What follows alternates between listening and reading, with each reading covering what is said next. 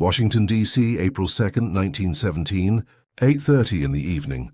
and President Woodrow Wilson stands before a joint session of Congress in the House chamber, his face drawn with exhaustion and the weight of a decision that will reshape American history. The chamber falls silent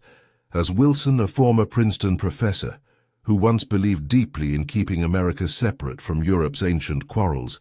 prepares to ask Congress for a declaration of war against Germany. Outside, rain falls on the Capitol, and across the nation, millions of Americans who have spent nearly 3 years reading newspaper accounts of the carnage in Europe, who have watched from a distance as empires crumbled and millions died in muddy trenches, are about to learn that their country will no longer remain neutral in what newspapers call the Great War. What these Americans cannot fully comprehend, what even Wilson himself struggles to articulate,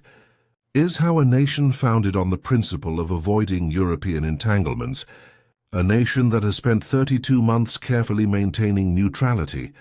has arrived at this moment where the president will declare that the world must be made safe for democracy, and that American boys will sail across the Atlantic to fight in a war that began before most of them were old enough to vote. The story of why America entered World War I so late is not simply a tale of sudden German aggression or diplomatic miscalculation, but rather a complex narrative involving geography, ideology, immigrant politics, economic interests, and the fundamental tension between a president who believed in peace and the brutal reality that modern warfare respects no ocean boundaries. To understand April 1917, you must first understand August 1914 and the profound gulf that existed between American and European perspectives on what newspapers were calling the war to end all wars. When Archduke Franz Ferdinand was assassinated in Sarajevo on June 28, 1914, setting in motion the alliance system that would drag Europe into catastrophic conflict, most Americans viewed the event as tragic but distant, another chapter in Europe's endless history of royal feuds and territorial disputes. The average American citizen in 1914 lived thousands of miles from European battlefields, separated by an ocean that took a week to cross, insulated by geography from the kind of land border conflicts that had plagued European nations for centuries. President Wilson, elected in 1912 on a platform of domestic reform rather than foreign adventure, reflected this geographic and psychological distance when he proclaimed American neutrality on August 4, 1914, just days after the war began. Wilson's neutrality proclamation was more than just political calculation. It reflected a deep strain in American political thought dating back to George Washington's farewell address,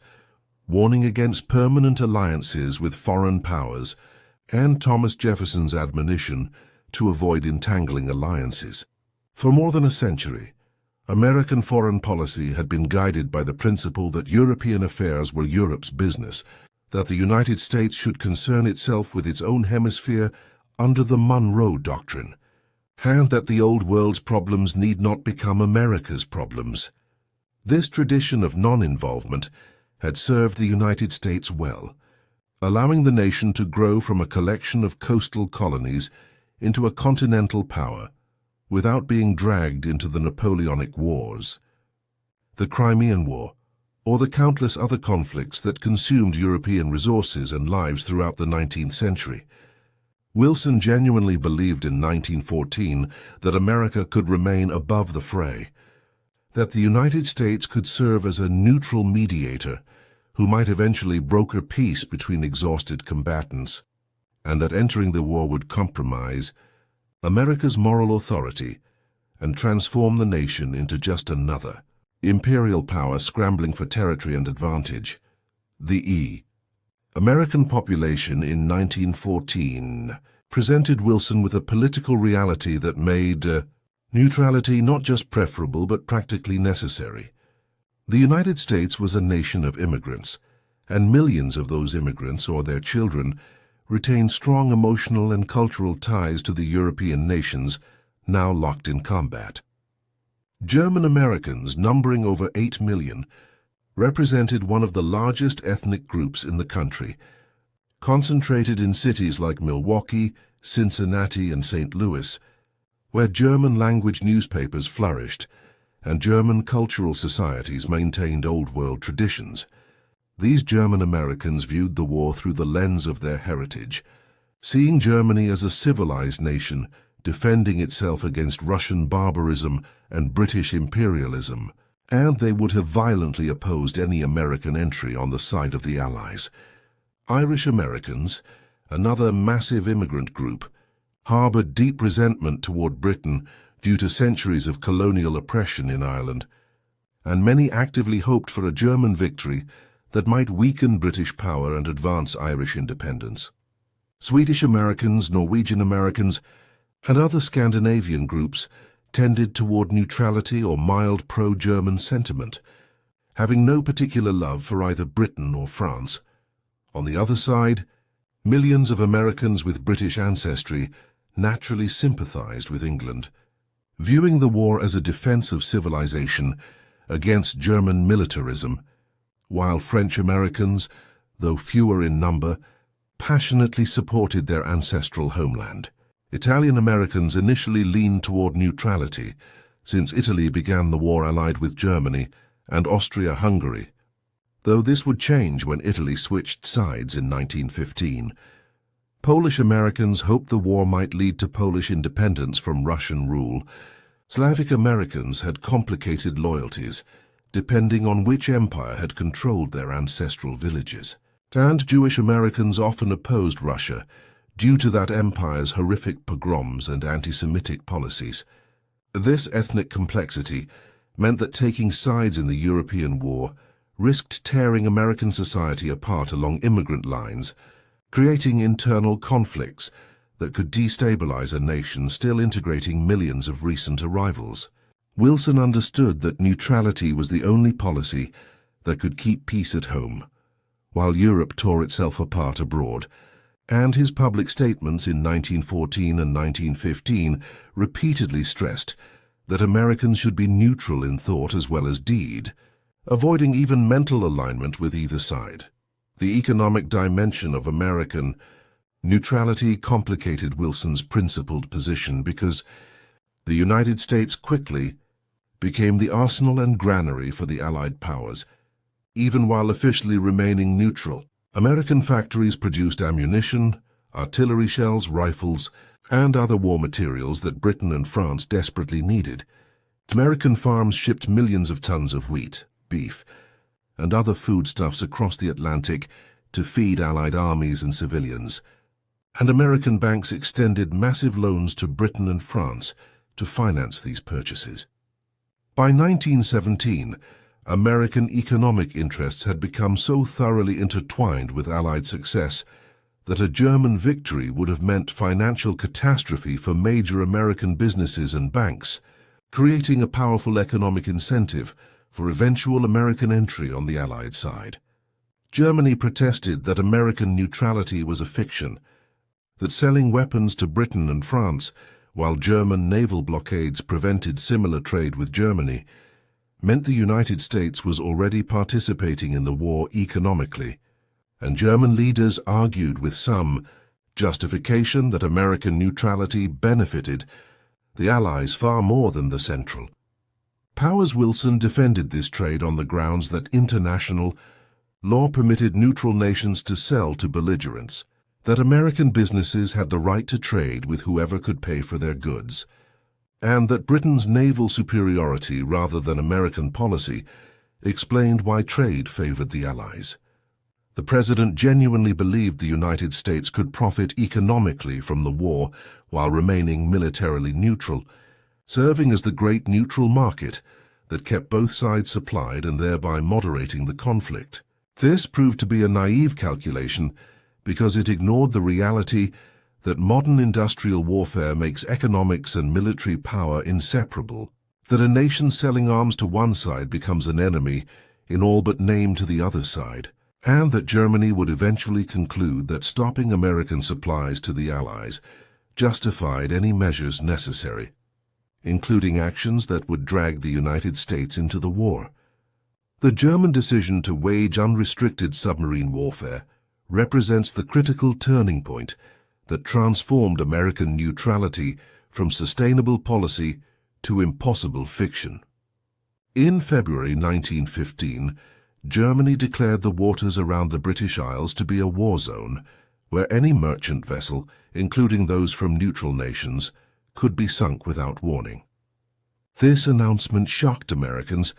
who believed international law required warships to allow passengers and crew to abandon ship before sinking it, and who viewed submarine warfare against civilian vessels as barbaric and uncivilized. The German justification that British blockades were starving German civilians and that submarines operating under traditional rules would be vulnerable to attack made strategic sense from Germany's perspective, but violated American conceptions of civilized warfare.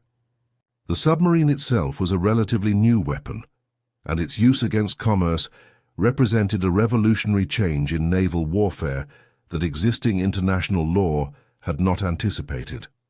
Traditional cruiser rules required that attacking vessels give warning and allow passengers to evacuate, procedures that were suicide for submarines, which depended on surprise and concealment for survival. On May 7, 1915, the German submarine U-20 torpedoed the British ocean liner Lusitania off the coast of Ireland, sinking the massive passenger ship in just 18 minutes and killing 1,198 people, including 128 Americans. The sinking shocked the American public, generating newspaper headlines that screamed about German barbarism and mass murder, though the reality proved more complicated than simple atrocity. The Lusitania had been carrying munitions and other war materials in addition to passengers, making it a legitimate military target under German definitions, though not under traditional cruiser rules, and Germany had actually published warnings in American newspapers, advising passengers not to sail on British vessels. Nevertheless, the death of American civilians on a passenger liner struck most Americans as murder, transforming the distant European war into something personal and immediate. Wilson, under enormous pressure to break relations with Germany or even declare war, instead demanded that Germany abandon unrestricted submarine warfare and respect the rights of neutral nations and non-combatants. The German government, recognizing that unrestricted submarine warfare might bring America into the war before Germany could achieve victory, agreed to restrict submarine operations, and for nearly 2 years, an uneasy compromise held. German submarines continued to attack Allied shipping, but generally followed cruiser rules when dealing with passenger vessels or ships from neutral nations. American ships continued to trade with the Allies, though with increasing caution, and Wilson continued to believe that skillful diplomacy could keep America out of the war while preserving American commercial rights. This fragile arrangement satisfied neither those Americans who wanted immediate war with Germany, nor those who wanted a complete embargo on all war-related trade, but it represented Wilson's best attempt to maintain both peace and prosperity. The president's re-election campaign in 1916 centered largely on his success in keeping America out of the war. With Democrats using the slogan, "He kept us out of war," to emphasize Wilson's diplomatic achievements. Wilson won a narrow victory over Republican Charles Evans Hughes, carrying states in the South and West, where isolationist sentiment ran strongest, while losing much of the industrial Northeast, where pro-Allied feelings dominated. The election results suggested that most Americans in November 1916 still supported neutrality, still believed the European war was not America's fight, and still trusted Wilson to maintain peace. The president himself believed he had a mandate to continue his policy of armed neutrality, where the United States would defend its commercial rights but avoid military involvement in Europe. And in December 1916, Wilson actually attempted to mediate between the warring powers, asking both sides to state their peace terms in hopes of negotiating an end to the conflict. The German response to Wilson's peace initiative came not with diplomatic proposals, but with a fateful strategic decision that would destroy any possibility of continued American neutrality. German military leaders, analyzing the strategic situation at the end of 1916, concluded that the war had reached a stalemate that Germany could not win through conventional means. The British blockade was slowly strangling Germany's economy and civilian population, causing malnutrition and shortages that were sapping German morale and industrial capacity. The French army, though battered by horrific casualties at Verdun, remained in the field and showed no signs of collapse. The Russian army, despite suffering millions of casualties, continued to tie down German forces on the Eastern Front. Most critically, American supplies were sustaining the Allied war effort,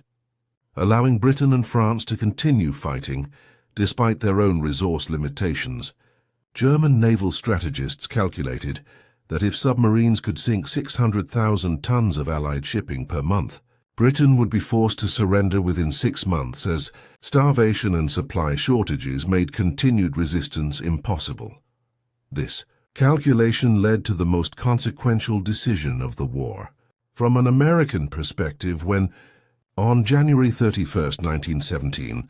Germany announced it would resume unrestricted submarine warfare in the Atlantic, sinking any vessel found in designated war zones around Britain, France, and Italy without warning. The German High Command understood this decision would almost certainly bring America into the war.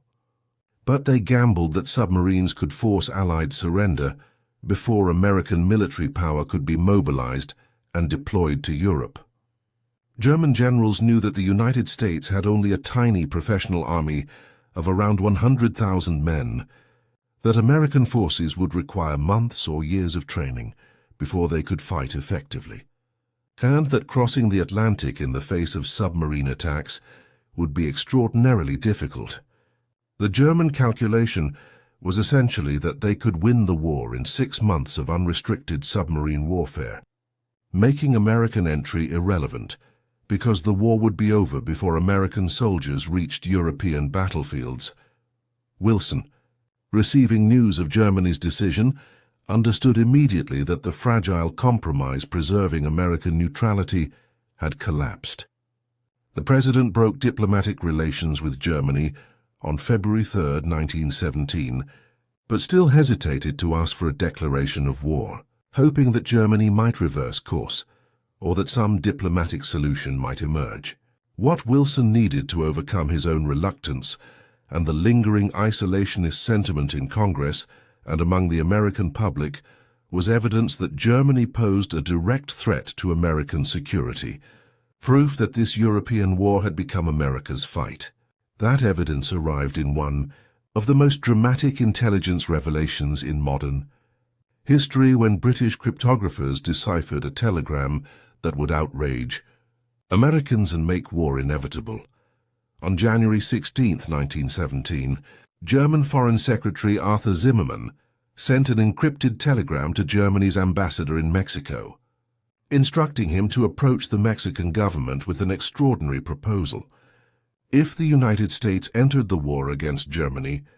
Mexico should attack the United States in alliance with Germany, and in exchange for this alliance, Germany would provide financial support and help Mexico recover territory lost in the Mexican-American War, specifically Texas, New Mexico, and Arizona. The telegram also suggested that Mexico should mediate an alliance between Germany and Japan, potentially creating a two-front war against the United States. British intelligence intercepted this telegram through their control of transatlantic cable lines, and British cryptographers in Room 40 of the Admiralty spent weeks breaking the German diplomatic code, finally producing a complete decryption in early February. The British faced a delicate problem in how to use this intelligence, because revealing the Zimmermann telegram to the Americans would expose Britain's ability to read German diplomatic communications and might compromise the cable intercept operations that produced the intelligence. British intelligence officers carefully constructed a cover story suggesting the telegram had been stolen by a British agent in Mexico rather than intercepted and decoded, protecting their sources and methods, while still allowing them to share the explosive information with Washington. On February 24, 1917, the British ambassador to the United States presented the decoded telegram to President Wilson, who initially doubted its authenticity because the proposal seemed so incredible, so calculated to inflame American opinion, that it appeared to be a British forgery designed to drag America into the war. Wilson authorized the State Department to share the telegram with the press, calculating that if it was a forgery, the Germans would deny it, while if it was genuine, the public revelation would serve American diplomatic purposes. The Associated Press published the telegram's contents on March 1, 1917, creating a sensation in newspapers across the country. Americans read with shock and anger that Germany had proposed a Mexican invasion of the American Southwest, that German diplomats had casually discussed carving up American territory to reward a potential ally, and that this European war was no longer distant, but had reached America's borders through German scheming. The Zimmermann telegram transformed the debate about American entry into the war because it provided concrete evidence that Germany viewed the United States as an enemy, that German leaders were actively plotting against American security, and that neutrality had become impossible when one side was conspiring to invade American territory. The German response compounded the diplomatic disaster when, on March 3, 1917, Foreign Secretary Zimmermann publicly admitted that the telegram was genuine, apparently believing that acknowledging the communication while explaining its conditional nature would be less damaging than allowing speculation about German dishonesty. This admission eliminated any doubt about the telegram's authenticity and confirmed that Germany had indeed proposed a military alliance with Mexico against the United States. The American public, already angered by unrestricted submarine warfare,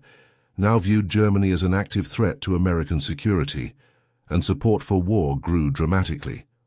The Zimmermann telegram accomplished what years of Allied propaganda and diplomatic pressure could not,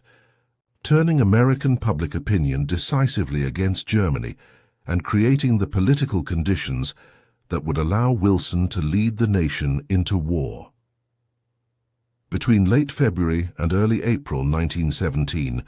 German submarines began sinking American ships with increasing frequency,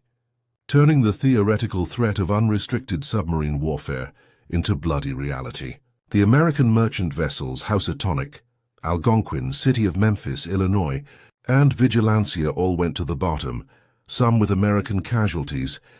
providing daily evidence that neutrality could no longer protect American lives or commerce.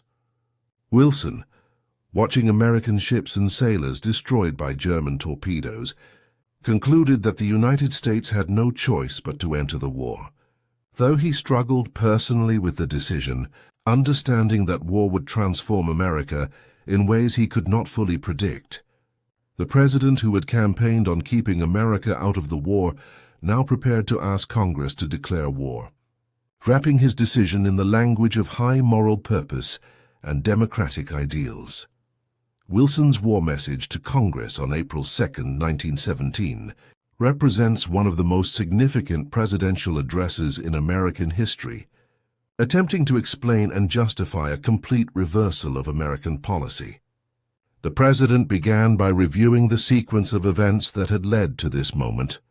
the resumption of unrestricted submarine warfare, the sinking of American ships, and the Zimmermann telegram, establishing that Germany had forced this decision through its actions. But Wilson went beyond immediate provocations to articulate a broader vision of why America should fight, declaring that the world must be made safe for democracy, that the United States fought not for conquest or domination, but for universal principles of self-determination and human rights. The president described the war as a crusade against autocracy and militarism,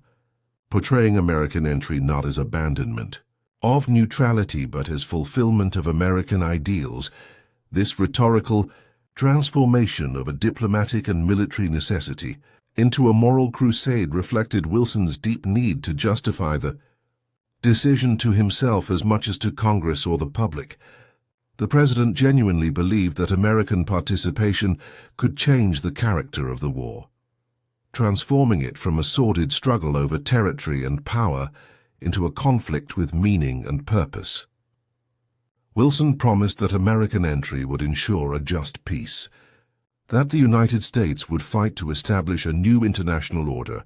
based on law rather than force,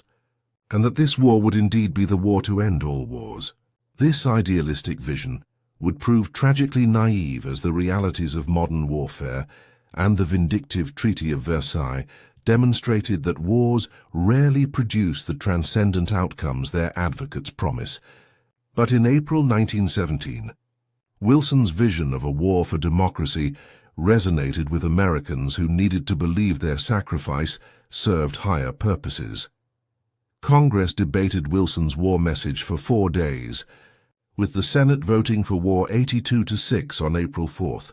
and the House following 373-50 on April 6th. The overwhelming majorities concealed significant opposition, particularly in the Midwest and among German American and Irish American communities, but they demonstrated that American political leadership had reached consensus that neutrality was no longer possible. The 6 senators who voted against the war included Robert La Follette of Wisconsin, George Norris of Nebraska, and others who argued that the United States was being manipulated by British propaganda and American bankers with loans to protect, that the deaths of American soldiers could not be justified by commercial interests or diplomatic affronts, and that entering this European bloodbath would betray America's founding principles. These dissenters represented a significant strain of American opinion that had opposed intervention throughout the neutrality period, and their warnings about the costs of war would prove tragically prescient. The question of why America entered World War I so late cannot be answered with simple references to the Zimmermann telegram or submarine warfare, because these events only created the immediate pretext for a decision that had been building for nearly 3 years. The deeper answer involves the fundamental tension between America's geographic isolation and its economic integration into the global system,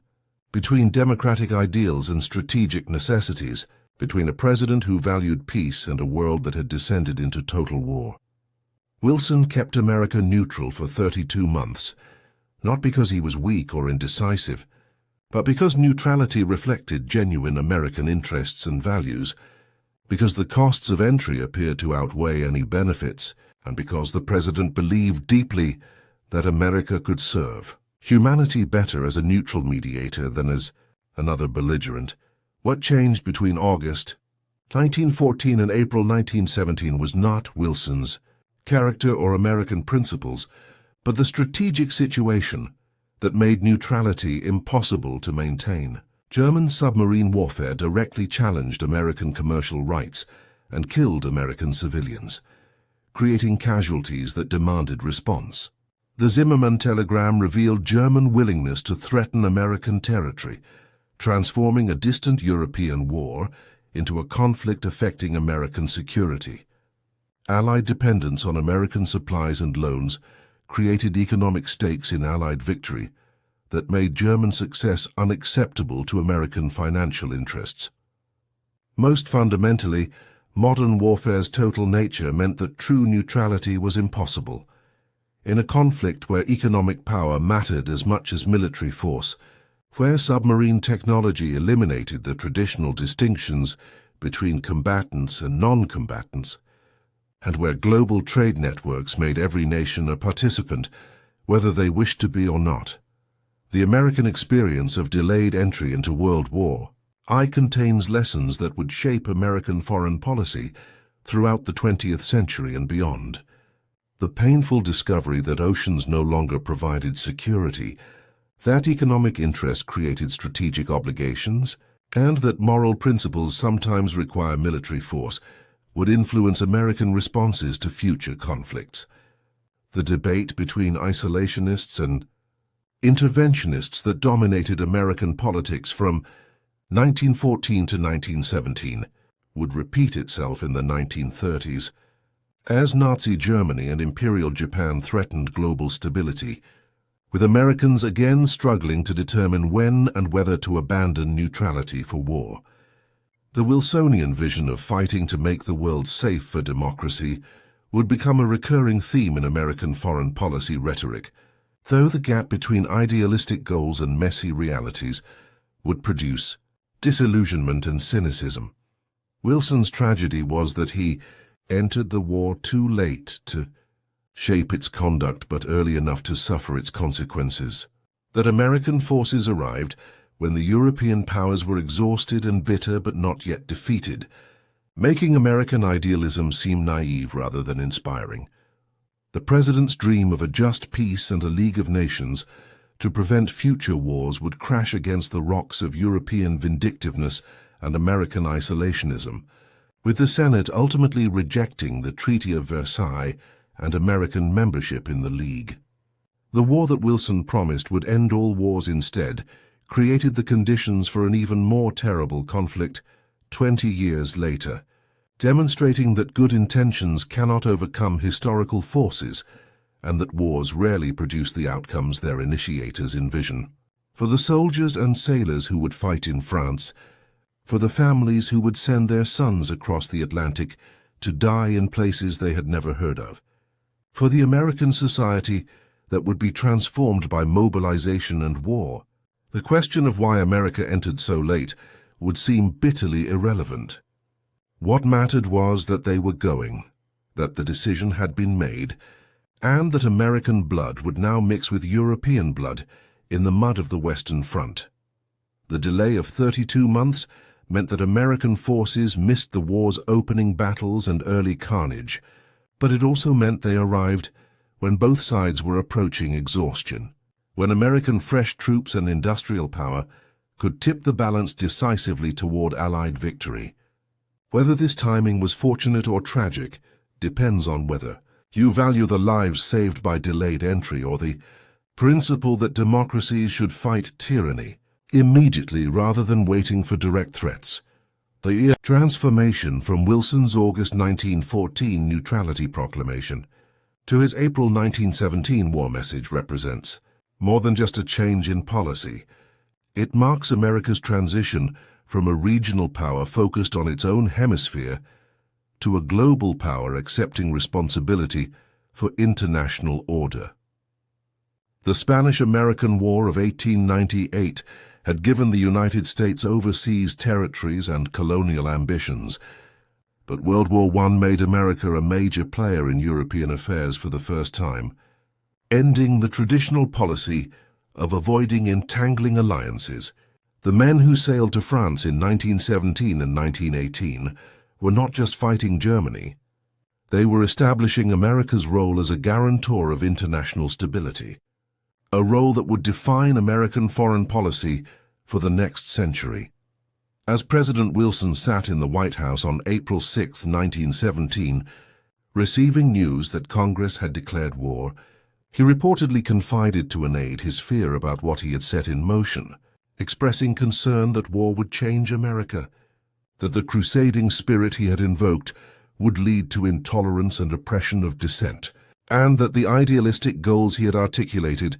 would be lost in the brutal reality of modern warfare. These fears would prove justified,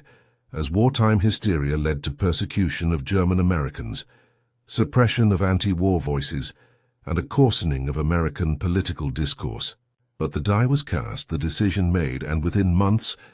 American soldiers would be boarding transport ships to cross an Atlantic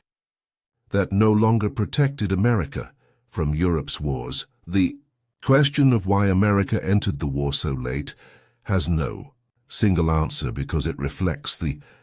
complexity of democratic decision-making in a pluralistic society, the tension between idealism and realism in foreign policy, and the challenge of maintaining neutrality in a world where technology and economics make true isolation impossible. Wilson delayed because he genuinely believed in peace and hoped to avoid war, because American society was divided along ethnic lines that made intervention politically dangerous, because economic interests benefited from neutral trade, and because no vital American interest seemed threatened by a European war thousands of miles away. America finally entered because German submarine warfare made neutrality economically impossible, because the Zimmermann telegram revealed direct threats to American security, because Allied loans created financial stakes in the outcome, and because Wilson concluded that American participation could transform the war's purpose and produce a just peace. Whether this delay represented wisdom or moral failure, prudence or cowardice, remains debated by historians who cannot agree whether Wilson should have intervened earlier to save lives and shorten the war, or should have maintained neutrality longer to spare American casualties and preserve American innocence. What is certain is that the decision to enter the war in April 1917 rather than August 1914 shaped not just the war's outcome, but America's role in the 20th century, establishing patterns of delayed intervention and moral justification that would characterize American foreign policy through 2 world wars, Korea, Vietnam, and beyond. The late entry that seemed like failure to some and wisdom to others would become a template that Americans would invoke whenever they debated whether and when to fight foreign wars, always asking whether this conflict was truly America's fight, always wondering if the costs justified the benefits, always hoping that somehow America could remain above the fray while still shaping the world's future.